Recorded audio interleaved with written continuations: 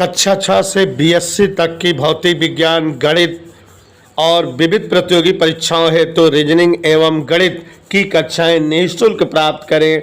इन कक्षाएं निःशुल्क वीडियो देखें और पढ़ें अर्जुन स्टडी चैनल के द्वारा।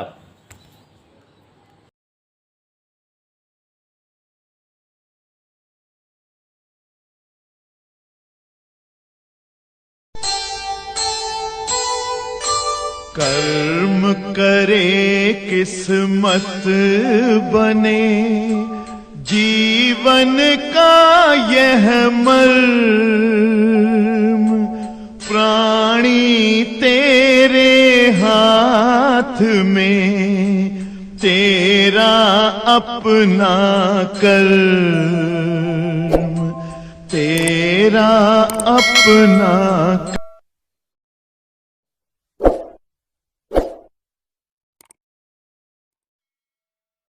प्रकाश का प्रकीर्णन, गौर फरमाइएगा। प्रकाश का बड़ी मजेदार हेडिंग है, इससे बहुत सारे कारण बताओ क्वेश्चन बनते हैं। प्रकाश का प्रकीर्णन, डिस्पर्सन ऑफ लाइट, प्रकाश का बिखर जाना, प्रकाश का विभक्त हो जाना। ठीक है, डिस्पर्सन ऑफ लाइट, प्रकाश का छिटक जाना, प्रकाश का विभक्त हो जाना, प्रकाश का बट जाना, यही प्रकीर्णन होता है।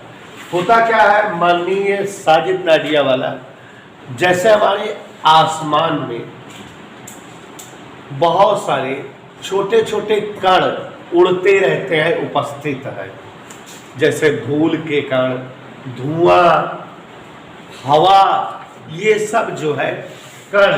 स्वाति नक्षत्र जी यकीन करिए, वायुमंडल में, अंतरिक्ष में, पृथ्वी तल से ऊपर बहुत सारी मात्रा में ये कण उपस्थित है। कौन कण?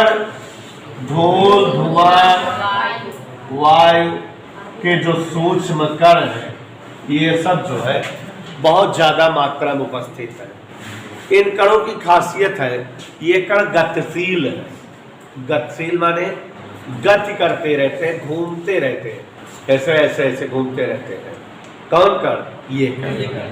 अब साइंटिस्टों ने देखा कि जैसे प्रकाश सूर्य का आ रहा है और रास्ते में ये धूल, धुआं आदि के जो कण हैं, इन पर प्रकाश आपतित होता होगा कि नहीं? तो जैसे बच्चों मान लो ये प्रकाश की किरण ऐसे आ रही है, इस धूल, धुआं वायु के कण पर आपतित हुई, या प्रकाश की किरण ऐसे ऐसे इस पर आपतित हुई, ऐसे ऐसे आई इस कण पर आपतित हुई। प्रकाश की किरणें इन कणों पर क्या होती होंगी? आपतित होती होंगी। प्रकाश की किरणों का मार्ग सीधा होता है। इन कणों की खासियत दो, एक तो बहुत छोटे हैं, बहुत छोटे हैं, खुली आंखों से नहीं दिखते, इतना छोटे हैं। दूसरा, ये गतिशील रहते हैं, घूमते रहते हैं। तो होता क्या है कि जब प्रकाश की किरणें इन कणों पर आपतित होती है, तो ये कण इस प्रकाश को अवशोषित कर लेते हैं। देखो क्या कर लेते हैं, मानिए प्रकाश पूरा ये कण जो है अवशोषित कर लिया, खा लिया। जब इस पर पड़ा तो ये कण अवशोषित कर लिया, अवशोषित किया और घूम भी गया, क्योंकि ये गतिमान रहता है। तो जैसे अगर इधर प्रकाश का कण आ रहा है और इस कण ने इस किरण को अवशोषित किया और घूम गया दूसरे दिशा में, और उस दिशा में उस प्रकाश को फिर निकाल देता है, उगल देता है। तो अब प्रकाश आ इधर रहा था, कण ने अवशोषित कर लिया, अब खा के घूम गया और इस दिशा में निकाल दिया, माने घूमा, उधर मुंह हो गया, प्रकाश उधर निकल गया। तो ये प्रकाश आता इधर था, जाने इधर लगा। जैसे इस कण ने प्रकाश को अवशोषित किया और घूम गया इस दिशा में, तो प्रकाश की किरण इस दिशा में जाने लगी। यहाँ इस कण ने प्रकाश को अवशोषित किया और घूम गया, उत्सर्जित इस दिशा में किया, प्रकाश की किरणें इस दिशा में जाने लगी। तो इसी घटना को प्रकाश का प्रकीर्णन कहते हैं। प्रकाश की किरणों के चलने की दिशा बदल जाना। प्रकाश आ इधर से रहा था, मजबूरी में जाने इधर लगा, आ इधर रहा था, जाने उधर लगा, आ इधर रहा था, जाने इधर लगा।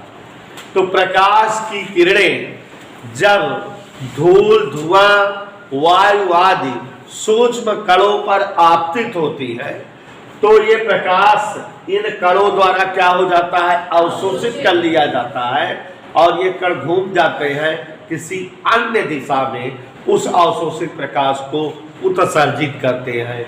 यही घटना प्रकाश का प्रकीर्णन कहलाती है। समझ आया? हाँ, प्रकीर्णन के लिए एक बहुत बड़ी बात है, लॉर्ड रैले ने पता किया कि ये कण जितने सूक्ष्म होंगे उतने बढ़िया प्रकीर्णन होगा, क्योंकि अगर कोई कण भारी होगा तो घूमेगा नहीं, तो जिधर से प्रकाश आ रहा उत्सर्जित करेगा तो उधर चला जाएगा, प्रकीर्णन नहीं दिखेगा। लेकिन जितने हल्का सूक्ष्म होगा उतने वो गतिशील होगा, घूमता रहेगा और प्रकीर्णन अच्छा होगा। प्रकीर्णन होने के लिए यह आवश्यक है कि इन कणों का आकार बहुत छोटा होना चाहिए। ये जो प्रकाश आपतित हो रहा है उसकी तरंगदैर्घ्य के बराबर आकार में होना चाहिए। आप जानते हो प्रकाश की तरंगदैर्घ्य एंगस्ट्रॉम में होती है, 10⁻⁻10 में होती है, माने प्रकाश की तरंगदैर्घ्य बहुत छोटी लंबाई होती है। तो ये कण भी बहुत छोटी लंबाई में होने चाहिए। तो दो बातें हो गई, पहले कि प्रकीर्णन होने के लिए सूक्ष्म कणों की आवश्यकता होगी, जब तक सूक्ष्म कण नहीं रहेंगे तब तक प्रकीर्णन। दूसरी, इन सूक्ष्म कणों का आकार बहुत सूक्ष्म प्रकाश की तरंगदैर्घ्य के आकार के समतुल्य होना चाहिए। लॉर्ड रायले ने पता किया प्रकीर्णन प्रकाश की तीव्रता आपतित प्रकाश की तरंगदैर्घ्य के चतुर्थ घात के व्युत्क्रमानुपाती होती है। माने जितने कम तरंगदैर्घ्य रहेगी आपतित प्रकाश की उतने ज्यादा बेहतर उस प्रकाश का प्रकीर्णन होगा। अब हम जानते हैं कि हमारे श्वेत प्रकाश में 7 रंग की किरणें सन्निहित हैं, जिनमें लाल से बैंगनी की ओर बढ़ने पर अपवर्तनांक बढ़ता है और बैंगनी से लाल की ओर बढ़ने पर तरंगदैर्घ्य बढ़ती है। तो अगर हम लाल से बैंगनी की ओर बढ़ेंगे तो तरंगदैर्घ्य घटेगी, और जब तरंगदैर्घ्य घटेगी तो प्रकीर्णन क्या होगा, बढ़ेगा। तो लाल प्रकाश की तरंगदैर्घ्य बहुत अधिक होती है और तरंगदैर्घ्य पर उल्टा डिपेंड करता है प्रकीर्णन तीव्रता, इसलिए लाल प्रकाश का प्रकीर्णन बिल्कुल नहीं होता। और बैंगनी प्रकाश की तरंगदैर्घ्य एकदम नगण्य बहुत कम होती है और इसीलिए बैंगनी प्रकाश का प्रकीर्णन सर्वाधिक होता है। और बच्चों, अब यही इतना ही पढ़ना है प्रकाश के प्रकीर्णन में कि जब प्रकाश की किरणें धूल, धुआं, सूक्ष्म आदि कणों पर आपतित होती है तो इन कणों द्वारा यह प्रकाश अवशोषित कर लिया जाता है और कण किसी दूसरी दिशा में इस प्रकाश को उत्सर्जित करते हैं। यही प्रकाश का प्रकीर्णन है। प्रकाश के प्रकीर्णन हेतु धूल, धुआं आदि सूक्ष्म कण बहुत ही सूक्ष्म आकार के होने चाहिए, आपतित प्रकाश की तरंगदैर्घ्य के समतुल्य आकार में होने चाहिए। और प्रकीर्णन तीव्रता आई लॉर्ड रैले के अनुसार आपतित प्रकाश की तरंगदैर्घ्य के व्युत्क्रम अनुपाती होती है चतुर्थ घात के।